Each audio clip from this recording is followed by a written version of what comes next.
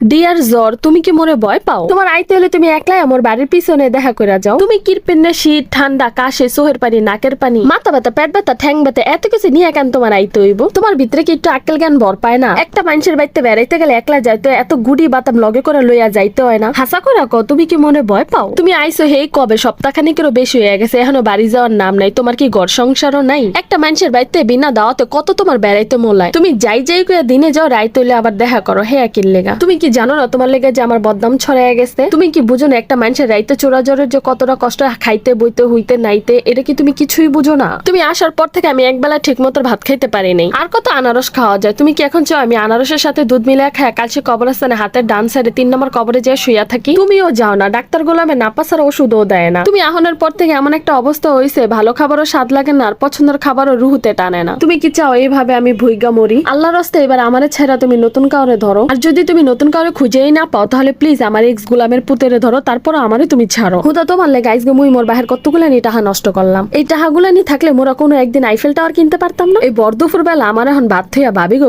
খাওয়া লাগতেছে। কিছু খাই না, কিছু মুহে বালটা হ্যাঁ না, একবার খাওয়ানলে লেট্টরে বইলা আর উইটা আইতারি না। মুহে কোনো স্বাদ পাই না, একটা একটা করে কাইটা খাওয়ার মতো হেই রুচি মোর আছে। হেলেগে ব্যাগ গুলো এই বইছি বেহাইয়া জ্বর তোমার তো আমার কুদ্দুসে অনেক ভালো পাইতো। কুদ্দুসে আমার লাগে দেখা করতে আইলে কোনোদিনও খালি হাতে আইতো না। তুমি আহার সময় দুটো হলার পিসার বাড়িও লইয়া আহ নাই, ব্যাগ গুনতো লইয়া বইছে। এখন চাবাইতে দেখি কদ্দুর যাইতে পারে। যখন না পারমু হেসুন ফিরিজে থুয়ে দিম, তাও কেড়ে দিম না। টাকা দিয়ে কিনছেন, এরপরে আবার প্রথম দিয়ে শুরু করুম।